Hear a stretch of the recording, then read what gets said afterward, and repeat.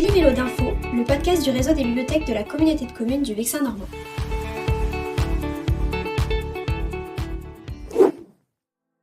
Aujourd'hui, nous allons parler des Jeux Olympiques.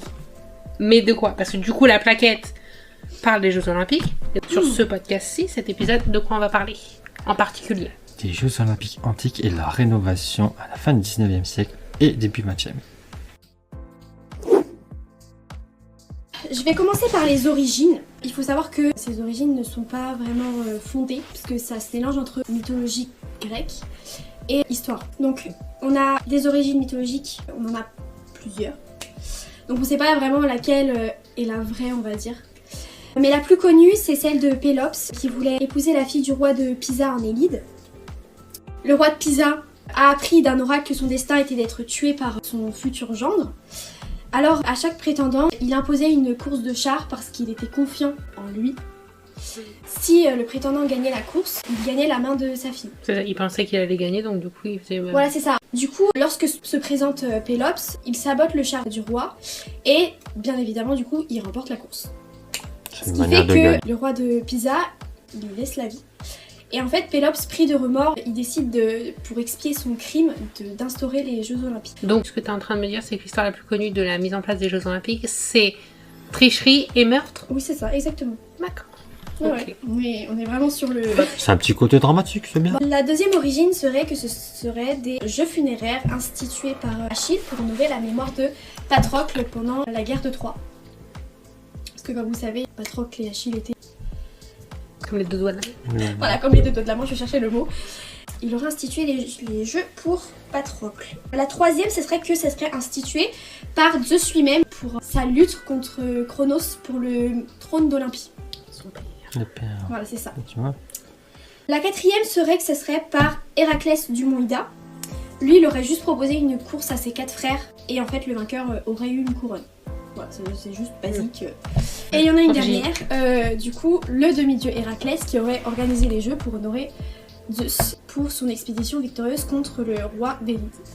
Bien sûr, tout ça, ça C'est la reste de la partie mythologie. mythologique, les racines On ne sait mythologiques. pas ce qui est vrai, on ne sait pas ce qu'il faut. C'est des croyances en fait. Mais ce On qui a- est bien vrai, c'est qu'on partirait sur la date de 776 avant Jésus-Christ. C'est en fait le plus loin qu'on peut remonter, là où D'accord. il y a eu les jeux. On sait pas exactement comment ça a C'est ça, en commencé, fait, on c'est- sait juste que c'est... On sait pas au comment moins- ça a commencé et on n'est pas sûr de la date, mais c'est la trace la plus loin en fait qu'on ait retrouvé des Jeux Olympiques. Du coup, le premier endroit, ce serait Olympie, où ça se serait passé, bien évidemment. Ce qui aurait donné son nom. Les Jeux Olympiques. Il faut savoir que les Jeux se passent tous les 4 ans du coup, mais on parle pas d'années, mais bien d'Olympiades. En fait, l'origine des Jeux Olympiques vient de plusieurs jeux, donc on les appelle les Jeux Panathénique. Panathénique. On a les Jeux d'Olympie, qu'on appelle aussi Jeux Olympiques du coup, qui sont pour honorer la mémoire de Zeus. Les Jeux de Delphes, qui sont les Jeux Pythiques, pour honorer la mémoire d'Apollon. Les Jeux de l'Isthme, qui sont des jeux, les Jeux isthmiques, pour honorer Poséidon. Et les Jeux de Némée, qui sont les Jeux néméens, qui sont pour honorer la mémoire de Zeus. Donc il faut savoir que ces jeux, ils avaient vraiment une dimension de rassembler le monde grec ensemble. Il faut savoir que c'était pas un état, mais bien des cités-états. Donc c'était vraiment la Grèce et ses colonies qui participaient aux jeux, donc beaucoup de gens se déplaçaient pour les jeux, parce que les gens avaient un sentiment commun, une même appartenance à une même culture, à une même religion. Donc pour eux c'était vraiment quelque chose auquel ils devaient participer absolument. On a une estimation de personnes qui venaient pendant les jeux, on l'estime à plus de 40 000 personnes présentes lors des jeux. Quand même. C'est quand même beaucoup. Du coup, pour ces jeux, une trêve était organisée, donc ce qu'on appelle la trêve sacrée lors des jeux. Donc des messagers se déplaçaient partout dans la Grèce et ses colonies pour annoncer la date des compétitions. Donc ils exigeaient l'arrêt des combats total avant, pendant et après pour la sécurité des athlètes et des spectateurs bien évidemment. Donc c'était vraiment une période de paix entre guillemets pour le concours. Donc il faut savoir que les jeux panhelléniques sont très religieux, bien évidemment, puisque on célébrait quand même l'honneur d'un dieu, la mémoire d'un dieu. La victoire était accordée par les dieux carrément. Donc c'était Victoire pas vraiment... divine. Voilà, c'est ça la victoire divine. On va dire que quand c'était obligé, c'était lui à la fin qui remportait le... Oui, c'était comme si la discipline. le gagnant avait été choisi C'est ça, par exactement, l'élu. les quoi. dieux, et donc c'était forcément lequel allait gagner vu qu'il était choisi. C'est ça. On voit également ce côté très religieux puisque Olympie n'est pas une ville mais un sanctuaire.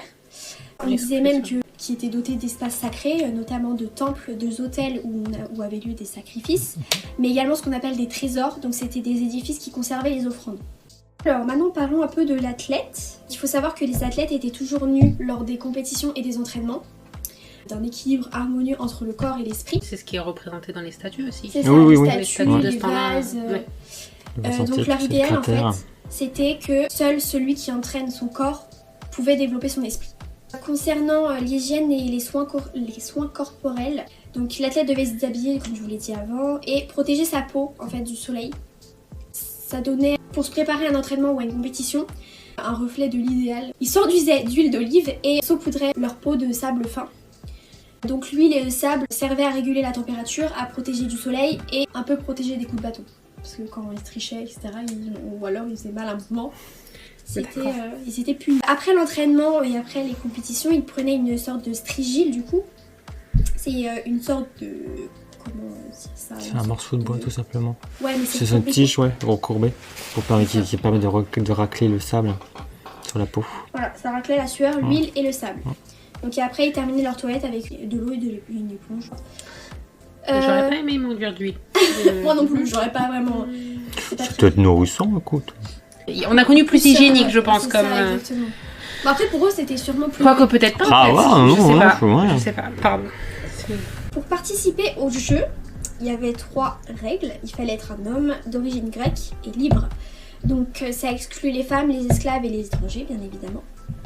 Les athlètes étaient souvent issus de familles riches et bien évidemment, seuls les meilleurs étaient admis.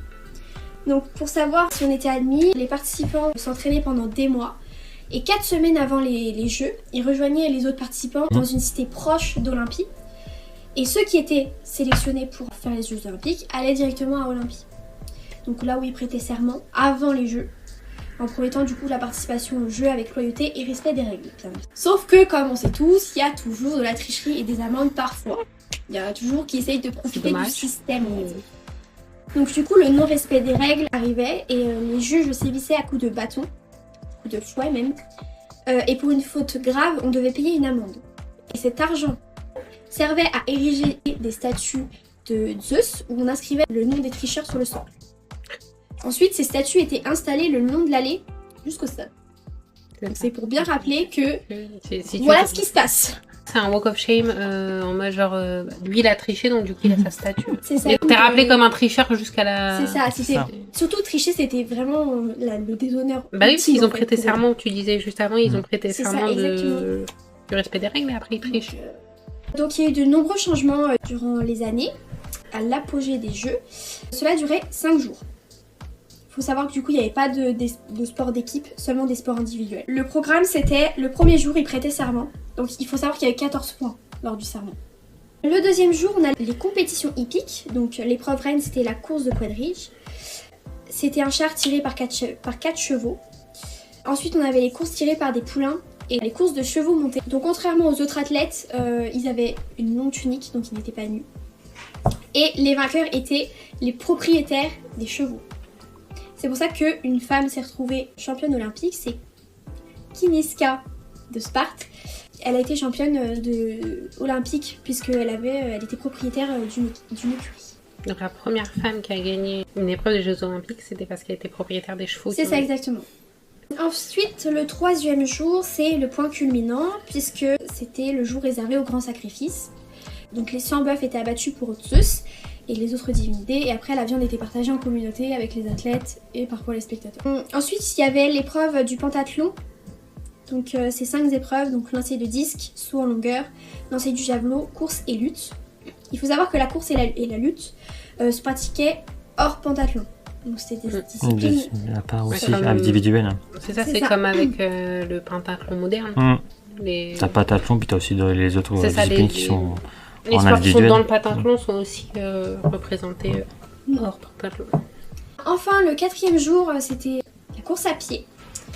On avait différents types de courses. Du coup, la course du stade, la toute première course au tout début des Jeux Olympiques, où il n'y avait qu'une épreuve, c'était celle-là, de 192 mètres. Le diolos, donc 2 longueurs ou double stade. Le dolikos, la course longue distance de 7 à 24 stades. Et la course en arbre. L'après-midi, on avait les sports de combat. le pugilat qui ressemble à de la boxe, la lutte et le pancrace. Donc il faut savoir que les combats étaient tirés au sort pour savoir qui allait combattre qui. Il n'y avait aucune catégorie de poids, donc pas comme aujourd'hui du coup. Et la fin du combat était lorsqu'un des adversaires levait le doigt. Parce que bien évidemment on n'avait pas le droit de tuer l'adversaire ou de le blesser mortellement. Ni d'ailleurs de lui faire des coups bas, on va dire ça comme ça. Ensuite on avait le 5e et le dernier jour. Et bien sûr c'était les vainqueurs qui étaient à l'honneur. Il y a un seul vainqueur par discipline. Pas comme aujourd'hui où il y a médaille d'or, de bronze, d'argent. Enfin, ils étaient couverts de rubans et ils recevaient des palmes. Et bien évidemment, on leur remettait ce qu'on appelle des couronnes d'olivier lors des cérémonies solennelles. Et après cela, les vainqueurs étaient conviés à un banquet. Donc du coup, ils reçoivent une couronne de feuillage, la gloire. Ils étaient accueillis comme un héros et ils bénéficiaient de nombreux avantages jusqu'à la fin de leur vie. Après, il faut savoir que du coup, il y a eu une invasion romaine et à la suite de cette invasion, les jeux s'ouvrent au nom grec. Sauf que, en 393 après Jésus-Christ, l'empereur Théodore interdit la pratique des cultes païens et donc l'organisation des jeux ou organisation de jeux tout simplement. Du coup, on n'a plus le droit de vénérer ces dieux-là et donc du coup, comme les jeux, ils étaient... Oui, à l'honneur de ces dieux-là, donc maintenant... Donc, ok. Voilà. C'est ça. Donc, c'est fini. 393. Voilà. Après. Le site disparaît bien évidemment peu à peu. Sauf que on avance dans le temps, on arrive vers la fin du 18e, début du 19e siècle et on a envie de recréer des jeux. Donc là on va parler de rénovation des jeux.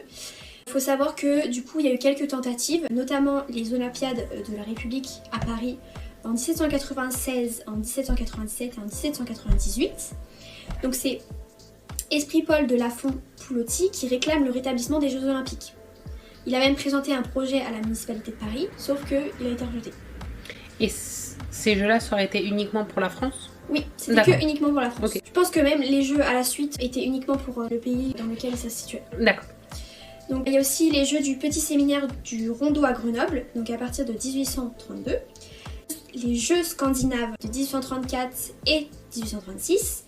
Les festivals olympiques britanniques depuis 1849, comme les jeux de Muck-Wenlock. Les Jeux athlétiques à Montréal en 1843 et rebaptisés après Jeux olympiques pour les éditions 1844 et 45. Et enfin les Jeux olympiques de Zapaste à Athènes en 1859 et 70. Et on arrive en 1896 où Pierre de Coubertin institue les Jeux olympiques internationaux à Athènes. Et donc ça c'est le 1896, c'est le premier... C'est les tout premiers Jeux olympiques modernes. Et donc du coup là c'est le monde entier qui participe, qui envoie... C'est ça. C'est une renaissance on va dire des Jeux olympiques. Et du coup la première édition était uniquement réservée aux hommes. Et il faut attendre 1900, donc la seconde édition qui se passe à Paris, où on voit... Comme en 2024. C'est ça. La participation des femmes. Donc il faut savoir que cette rénovation, elle n'a pas seulement été inspirée par les jeux antiques. Elle est due à certaines défaites, et ces défaites ont incité les gouvernements à réformer l'éducation de leur jeunesse en favorisant du coup le sport et l'éducation physique. Donc bien évidemment pour les préparer à la guerre, comme on s'en doute. Même si c'est pas beaucoup, 22 femmes sur 997 athlètes, c'est quand même déjà énorme. Les tout premiers sports auxquels elles avaient le droit de participer, il y en avait que 2, c'était le golf et le tennis. C'est les seuls sports en 1900 où elles avaient le droit de participer. Et en fait, après, au fur et à mesure, ils ont rajouté à chaque édition... C'était une longue lutte, on va dire, de la part des féministes qui vont essayer de forcer, on va dire, les évolutions. C'est ça, exactement. Ce qui est une très bonne chose, on va dire, pour leur permettre d'avoir de plus en plus de place et de permettre maintenant... On verra maintenant... peut-être dans un autre podcast, la place des femmes. Pas mal, ça. Dans les Jeux Olympiques, voilà. On peut faire les ça. athlètes féminines. C'est ça, moi je suis d'accord. Laissez-moi vous raconter une petite histoire écrite par le groupe classe de Jean Moulin à Gisors. Il était une fois un petit poisson volant bleu qui voyageait jusqu'au Brésil, accompagné par des papillons multicolores. Il devait toujours garder de l'eau dans sa bouche pour rester en vie. Aussi, quand arriva une vague géante qui écrasait tout sur son passage, il pensa mourir. Heureusement, les papillons unirent leurs forces et réussirent à le porter jusqu'au sommet de la vague. Il était en vie. Arrivé au Brésil, il décida de visiter le zoo de Rio de Janeiro où il pensait se faire plein d'amis. Mais comme il n'y avait pas de poissons, il retourna dans l'océan pour retrouver sa famille et ses amis, car il avait bien grandi et pouvait voler de ses propres nageoires. À bientôt pour un prochain épisode.